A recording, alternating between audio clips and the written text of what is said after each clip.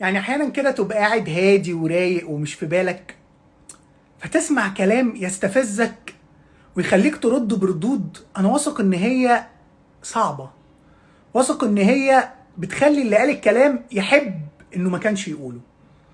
يعني نادي الزمالك فاز على النادي الاهلي في الناشئين تحت 20 وتحت 17 سنة، حلو، روح رياضية مفيش مشكلة، ألف مبروك، عادي يعني، الموضوع مش قصة. أنا والله ما كنتش أعرف يعني إن الماتشين بيتلعبوا، بس تمام. فيخرج ميدو يقول لك في أسبوع واحد كسبنا النادي الأهلي تحت 20 وتحت 17 سنة، عشان تعرفوا إن نادي الزمالك هيفضل البعبع بتاعكم مهما صرفتوا مليارات. ده بجد؟ يعني أنا مشكلتي إنك تكون مصدق إن ده بجد. لو مصدقه ده أصعب من إن أنت قلته.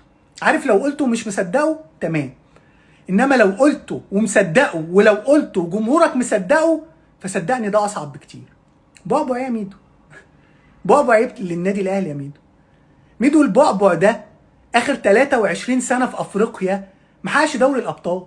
23 سنه يا ميدو، داخلين على ربع قرن ما حققش دوري الابطال، في الوقت اللي في نفس الفتره النادي الاهلي محقق دوري الابطال 9 مرات في نفس الفتره. بس يا ميدو بعبع ايه يا ميدو اللي في تاريخ مواجهاته مع النادي الاهلي في كل البطولات الافريقيه ما كسبش النادي الاهلي غير مرتين، السوبر الاخير ده وقبلها من 30 سنه. 30 سنه البعبع ده ما كانش قادر يكسب النادي الاهلي في افريقيا من 94. في الوقت اللي البعبع ده لما جال النادي الاهلي، البعبع اللي بجد، في 2005 وخسر 2-1 في نص النهائي، صرف مكافأة للعيبة يا ميدو انه خسر 2-1 من البعبع اللي بجد بس. وفي المباراة التانية خسر 2-0 يا ميدو والمكافآت راحت على الفاضي والاهلي خد البطولة.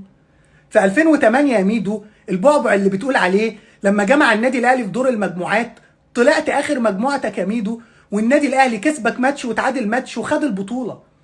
في 2012 يا ميدو لما جيت مع النادي الاهلي في دور المجموعات، النادي الاهلي كسبك ماتش وتعادل ماتش وبرضه الاهلي خد البطولة.